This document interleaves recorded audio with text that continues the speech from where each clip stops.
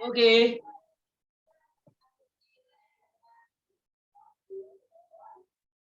Mulai, Jar. Oke, baik. Selamat sore buat kita semua. Kami dari kelompok 3 akan mempresentasikan hasil diskusi kami mengenai insinerator.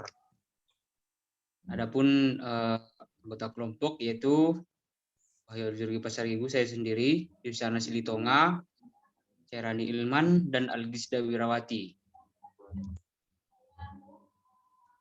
Next.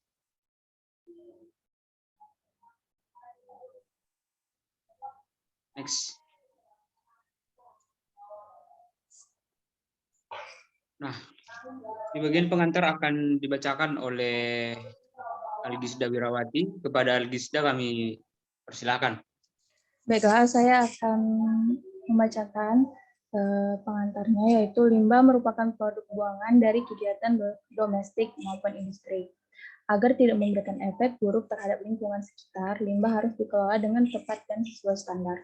Salah satu cara untuk mengelola limbah adalah menggunakan insinerator atau insinerator.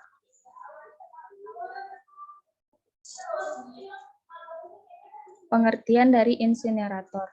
Insinerator merupakan alat yang digunakan untuk membakar limbah dalam bentuk padat dan dioperasikan dengan memanfaatkan teknologi pembakaran pada suhu tertentu. Teknologi ini merupakan salah satu alternatif untuk mengurangi timbunan limbah. Karena melibatkan pembakaran dengan suhu tinggi, energi panas yang dihasilkan bisa dimanfaatkan menjadi sumber listrik.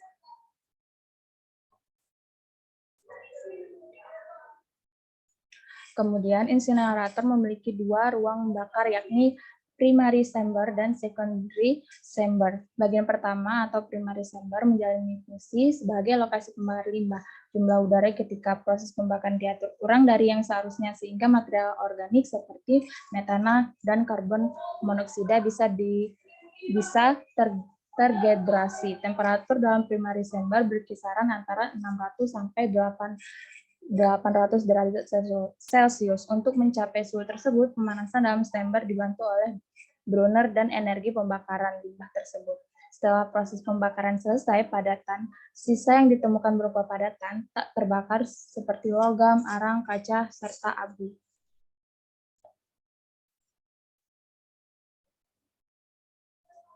Saya kembalikan ke moderator. Terima kasih. Selanjutnya akan dibacakan oleh Yusiana Silitonga. Kepada Yusiana kami persilahkan.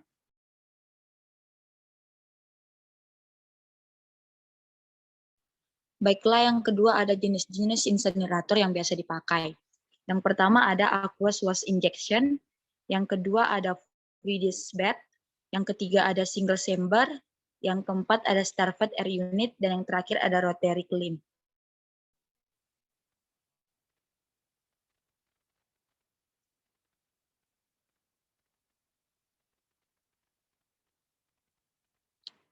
Selanjutnya adalah manfaat insinerator. Manfaat utama yang dirasakan bagi pengguna insinerator adalah efektivitasnya. Berdasarkan perhitungan, alat ini bisa menekan 90% volume dan 75% massa limbah, tergantung pada derajat recovery serta komposisi sampah. Memang teknologi ini bukan solusi akhir dalam sistem pengolahan limbah padat, karena dalam prosesnya alat ini mengubah bentuk limbah padat menjadi bentuk gas. Namun, proses ini sangat efektif mengurangi volume sampah yang dibuang dalam jumlah besar.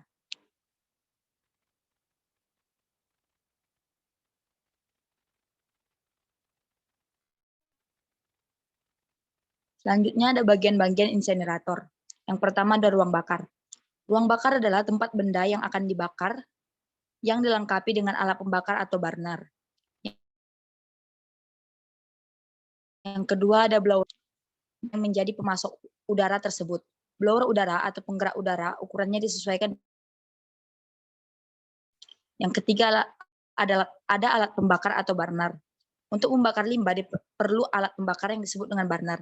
Bermacam-macam jenis burner, ada yang berbahan bakar LPG, minyak tanah, gasolin, solar, HSD, dan lain-lain.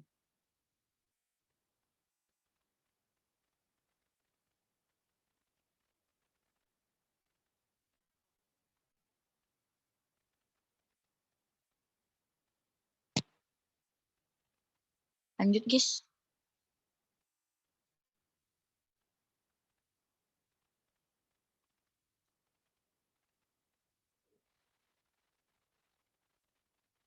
Next.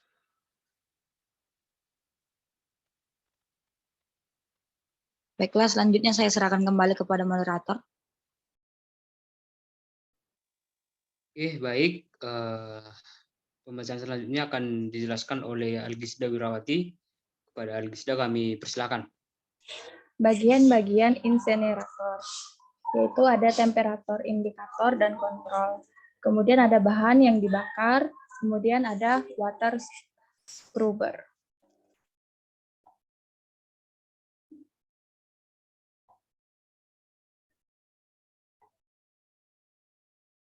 Kemudian kelebihan dari insinerator yaitu ada hemat lahan, mengurangi sampah dengan signifikan, ada sumber energi listrik, kemudian limbah cepat teratasi.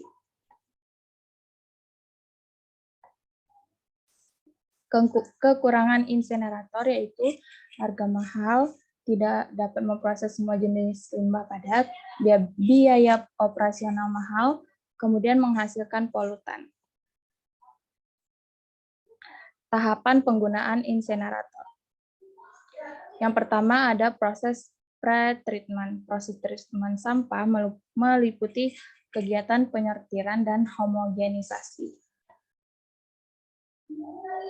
Kemudian ada proses pembakaran. Pada proses pembakaran sampah ada beberapa sistem insinerator yang digunakan. Di antaranya adalah moving grade incinerator, rotary clamp incinerator, dan fluidized bed incinerator. Kemudian ada proses energy recovery. Proses insinerasi sampah yang merupakan proses pengolahan sampah pada suhu tinggi atau di atas 850 derajat Celcius pasti akan menghasilkan energi yang sangat panas.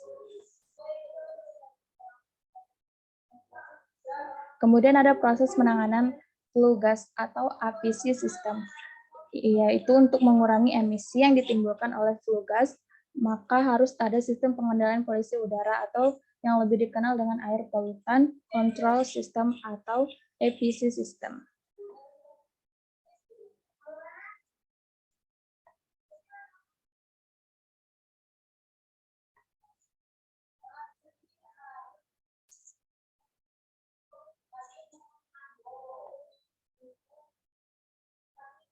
Saya kembalikan ke moderator.